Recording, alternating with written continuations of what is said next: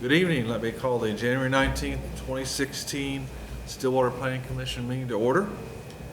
Item number 2, land use items for discussion and possible action. Brian Hesser, specific use permit PZ.15.2044, requesting review and approval specific use permit at properties address 1209 and 1213 North Ramsey Street to allow a conventional single-family use in an RTM, two-family and multifamily district. Mr. Coots? Tom Coots, Development Services. The properties in question are located on North Ramsey Street, just north of Eskridge Avenue, basically across the street from the recently completed Will Rogers Elementary School. There's 2 platted lots. They are both vacant at this time. As we said, the property is zoned RTM, residential, two-family, and multifamily. Property was rezoned to the RTM district in 2012. No, not 2012, but a few years ago. Plan at the time was for a duplex development. The applicant has come forward with a request for single-family houses, 1 house on each of the 2 lots. Property is surrounded on the north and south by the RTM, residential two-family multifamily district. To the east is the RSS, residential small lot single-family district, and on the west is the public district where the school is located. The street on Ramsey here, it's basically a block long and then kind of terminates in a parking lot. It is single-family houses all on that street currently, and south of Eskridge is where OSU has acquired the properties for the future athletic village. This is the site plan the development or the applicant has proposed. As I said, 2 single-family houses. These would be 4-bedroom houses, and you can see they're proposing 4 parking spaces to meet the minimum number of spaces necessary by code. The houses are about 1,900 square feet each. This is a front elevation, basically what you'd see from the street of the houses. So, staff findings are that a specific use permit is required to permit a conventional single-family use in the RTM, residential two-family and multifamily district. The proposed single-family houses would each have 4 bedrooms and parking for 4 vehicles. The request is not consistent with the C3 plan, future land use of public. However, no public use has yet been proposed for the subject properties. Basically, it was sort of set aside for if the schools ever expanded into that area, it would be appropriate, but no plans for that has come forward yet. The properties are within the FEMA 100-year flood hazard area. Any development will be required to meet floodplain regulations, and the proposed single-family use is consistent with the other land uses in the neighborhood. Any questions for me? I have a quick question. Could you pull that site plan back up? Is that 22 feet in the front? Yes, 22 foot would be the width of the sidewalk here. The lot is 50 foot wide. The reason why it's 22 instead of wider is the maximum driveway width for a lot of this width is 22 feet. Is that based off of percentage of the total lot? You can only go so wide, or? Not exactly, but basically it's between a certain width and a certain width. The maximum is 22 feet. Okay.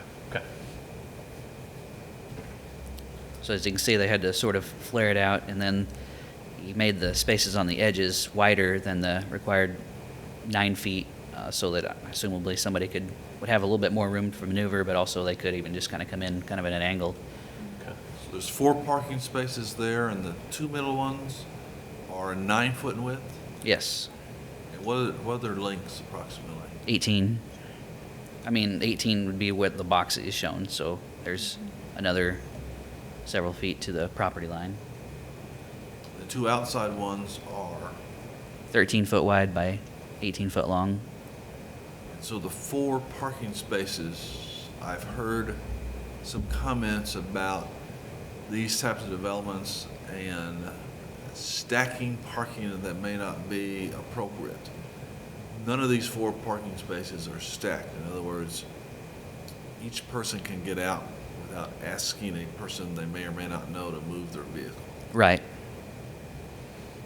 Both are set up this way. And if we approve this tonight, that would be a requirement that they not stack the parking. Part of the approval of a specific use permit is approving of the site plan.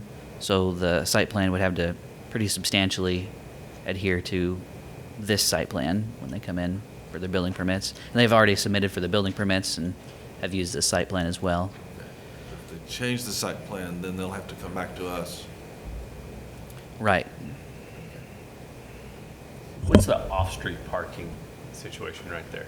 That street doesn't allow parking on that side of the street, and I believe there is. On the east side? but the Correct, west east side. I believe there is allowed on the west side, and it gets pretty jammed up during the day, as I understand it. Well, I'd just like to reiterate kind of what Mike said. I've heard some concerns on a few of these type developments that are kind of quasi-residential and problems with parking. And the big reason is the stacking. Like, again, get blocked in, you might not know the person that's behind you. So I do like the layout of this, 'cause at least this is the way everyone, hopefully, if there are different folks, 4 different people occupying the space, they'll have their own parking space and hopefully not get blocked in. Thank you. Any other questions or comments? Any other questions? I'll open the public hearing. Is there anybody in the audience who'd like to speak in favor of the specific use permit? Anybody who'd like to speak in favor of this? Seeing none, is there anybody who'd like to speak in opposition to specific use permit? Anybody in the audience who'd like to speak in opposition to this? Hearing none, I'll close the public hearing. Ms. Scoots? I should say I did not receive any comments on the phone or by email or anything. We have some alternatives for this. We can accept the findings and recommend that City Council approve the proposed specific use permit as presented. We can find that the specific use permit is not an appropriate use for the property based on impacts to the surrounding vicinity. Not recommend the City Council approve the request, or we can find that additional information or discussion is needed prior to making a recommendation and table the request to a certain date. Thank you very much. Any discussion, or do I hear a motion? I'll make a motion to accept findings and recommend that the city council approve the proposed specific use permit as presented. Is there a second? Second.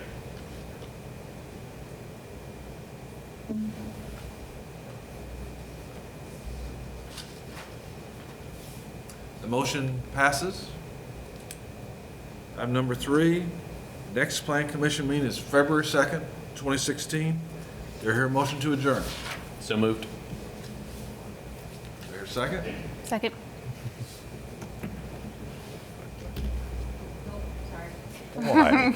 Wow. Motion passes. Man. Adjourned. Thank you very much. Stay. You're really